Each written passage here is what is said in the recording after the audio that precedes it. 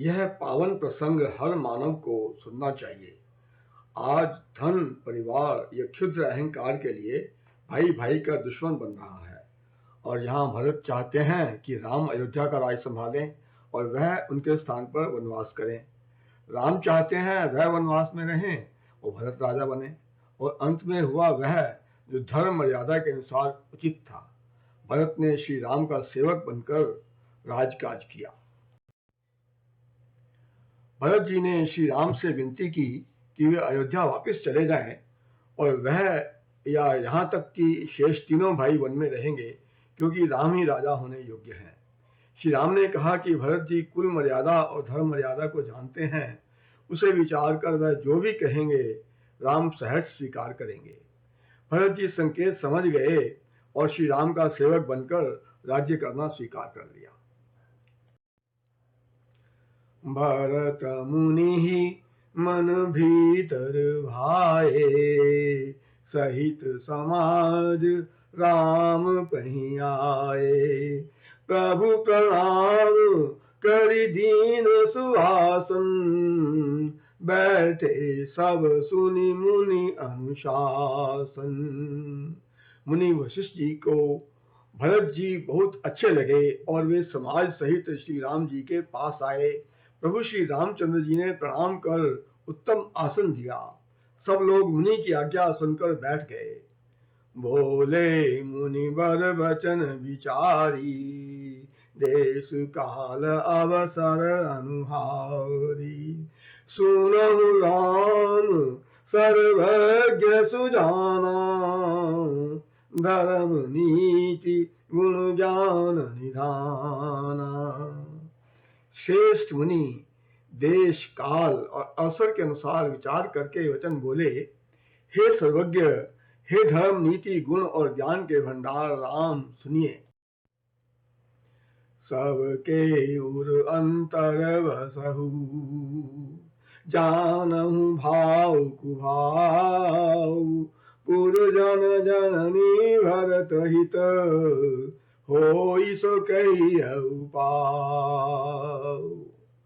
आप सबके हृदय में बसते हैं और सबके भाव को जानते हैं। जिसमें पूर्ववासियों का, माताओं का और भरत का हित हो, वही उपाय बताइए। आरत कहीं विचार न काहू, सूझ जुआरी आपन दाऊ। सुनि मुनि बचन कहत रघुराऊ, नाथ तुम्हारी हाथ उपाऊ।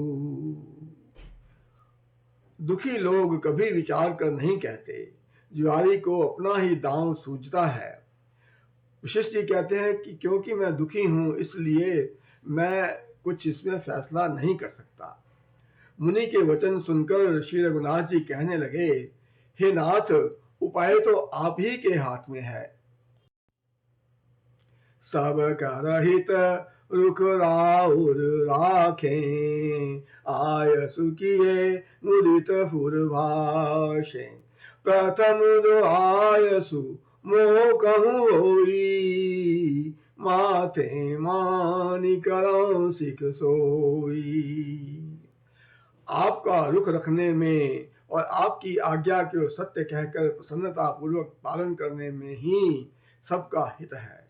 पहले तो मुझे जो आज्ञा हो, मैं उसी शिक्षा को माथे पर चढ़ाकर करूं।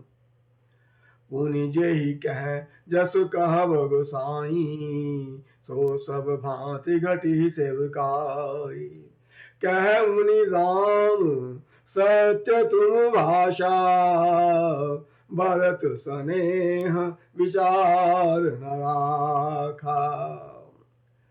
फिर हे गोसाई, आप जिसको जैसा कहेंगे वह सब तरह से आज्ञा पालन करेगा। मुनि वशिष्ठ जी कहने लगे, हे राम, तुमने सत्य कहा है, परंतु भरत के प्रेम ने विचार को नहीं रहने दिया।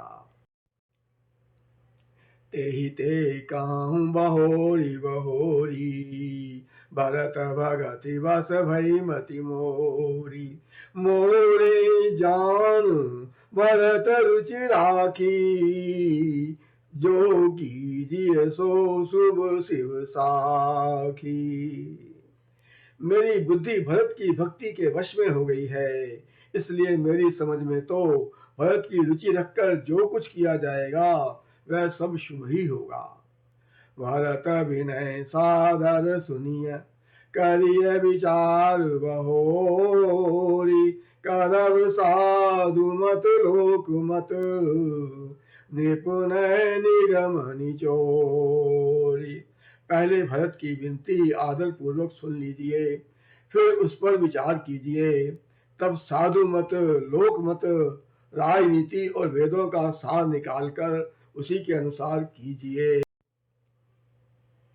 तब मुनि बोले भरत सन सब संकोच तजितात।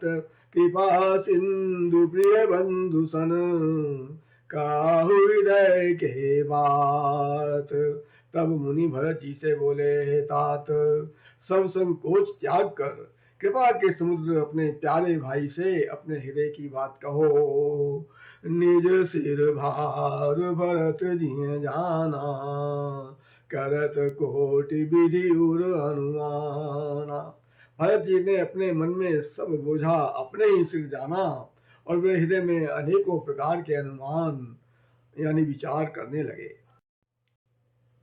करि विचार मन दीनी ठीका, राम रजायस आपन नीका। निज पन तरि राखेउ पन मोरा, छोह सनेहु कीन नहीं थोरा। सब तरह से विचार करके अंत में उन्होंने यही निश्चय किया कि श्री राम की आज्ञा में ही कल्याण है। उन्होंने अपना प्रण छोड़कर मेरा प्रण रखा। यह अत्यंत ही अनुग्रह और स्नेह किया। कीन अनुग्रह अमित अति, सब विधि सीतानाथ। करि प्रणाम बोले भरत, जोड़ी जलज जुग हाथ। श्री राम जी ने सब प्रकार से मुझ पर अत्यंत अपार अनुग्रह किया। तदनंतर भरत जी दोनों कर कमलों को जोड़कर प्रणाम करके बोले, लखी सब विधि गुरु स्वामी सनेहु। मिटऊ क्षोभ नहीं मन संदेहु। अब करुणा कर कीजिए सोई, जनहित प्रभु चित क्षोभ न होई। गुरु और स्वामी का सब प्रकार से स्नेह देखकर मेरा क्षोभ मिट गया, मन में कुछ भी संदेह नहीं रहा। हे दया की खान, अब वही कीजिए जिससे दास के लिए प्रभु के चित्त में क्षोभ ना हो। जो सेवक साहि वही संकोची, निज हित चहिता सुमति पोची। सेवक हित साहिब सेवकाई, करे सकल सुख लोभ विहाई। जो सेवक स्वामी को संकोच में डालकर अपना भला चाहता है, उसकी बुद्धि नीच है। सेवक का हित तो उसी में है कि वह समस्त सुखों और लोभों को छोड़कर स्वामी की सेवा ही करे। सारथनाथ फिरे सब ही का, किए रजाई कोटि विधिनी का। यह सारथ परमारथ सारू, सकल सुकृत फल सुगति सिंगारू। स्वार्थ और परमार्थ में भेद होता है।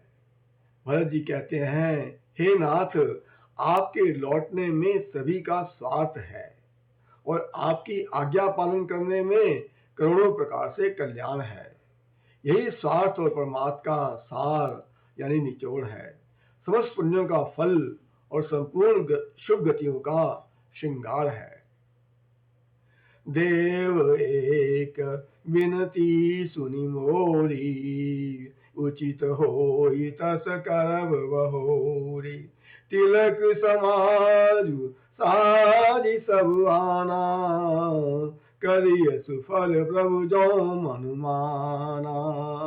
हे देव, आप मेरी एक विनती सुनकर फिर जैसा उचित हो वैसा ही कीजिए। राज तिलक की सब सामग्री सजाकर लाई गई है, जो प्रभु का मन माने तो उसे सफल कीजिए। सानुज पटिए मोहि बन, कीजिए सब ही सनाथ। न तरु फेरिए बंधु दो, नाथ चलो मैं साथ।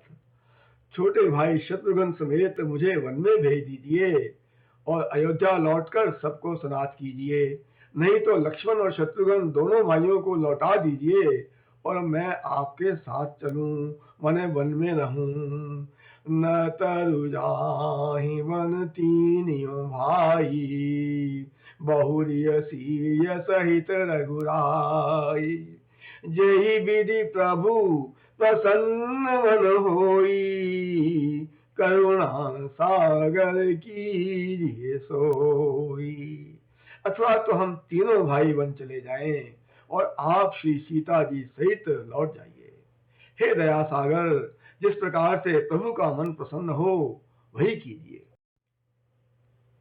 अब कृपालु मोहि सोमत भावा, सकुच स्वामी मन जाहि न पावा।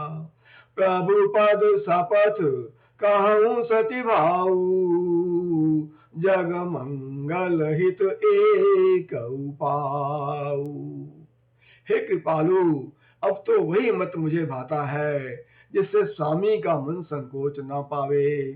प्रभु के चरणों की शपथ है, मैं सत्य भाव से कहता हूँ, जगत के कल्याण के लिए एक यही उपाय है। प्रभु प्रसन्न मन सकुच तजी, जो जेहि आय सुदेव। सो सिर धरि हरि कहि सब, मिटिहि अनट अवरेव। भरत ने सब कुछ छोड़कर सब भगवान के सामने रख दिया। जैसा आप कहेंगे वैसा होगा। प्रसन्न मन से संकोच त्याग कर प्रभु जिसे जो आज्ञा देंगे उसे सब लोग सिर चढ़ाकर पालन करेंगे और सब उपद्रव और उलझने मिट जाएंगी। जीवन की सभी समस्याओं का हल यही है कि हम भगवान को समर्पित कर दें अपने आप को, तो हल भगवान अपने आप निकाल देते हैं। बोलो सियावर रामचंद्र की जय।